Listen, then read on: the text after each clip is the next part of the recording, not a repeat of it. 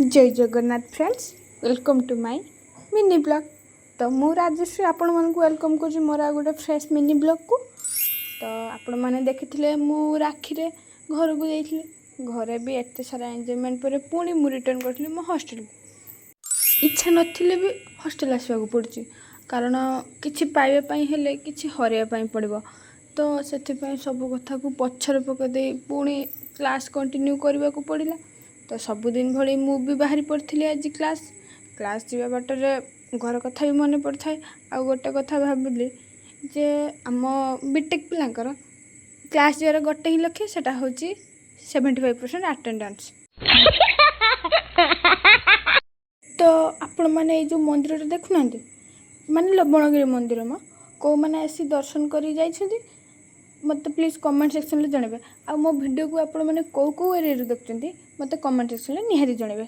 तो continue class कला परे मोर सेकेंड हाफ रे लंच सारिकी थिला मोर आईटीएफसी लैब। तो लैब रे सार हठात मत डाकिकी कोडिंग करने बसैदेले। तो नर्वस भी फील होता है।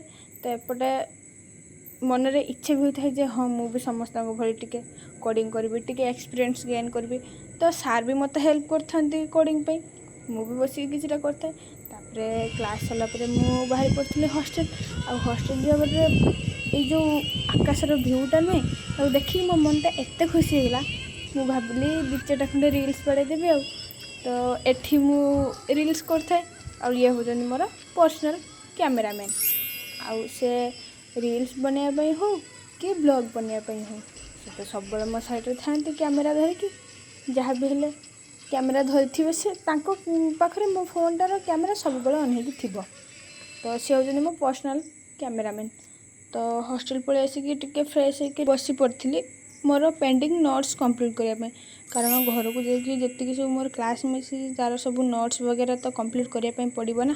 तो किछिटा पढ़ापढ़ी सारीदे बाहरी पड़ी कैंटीन आसिक घर लोकों सहित कथा ही कारण दिन सारा तो थका आ टेंशन भितर घर लोकों सहित दीपद हसिकी भिडियो कॉल कथा गले मो मनटा बहुत शांति लगे। रात निद बहुत भल हुए। तो मत भी बहुत जोर निद लगे मु चली शोयापाई। तो समस्त गुड नाइट देखा नेक्स्ट ब्लॉग रे।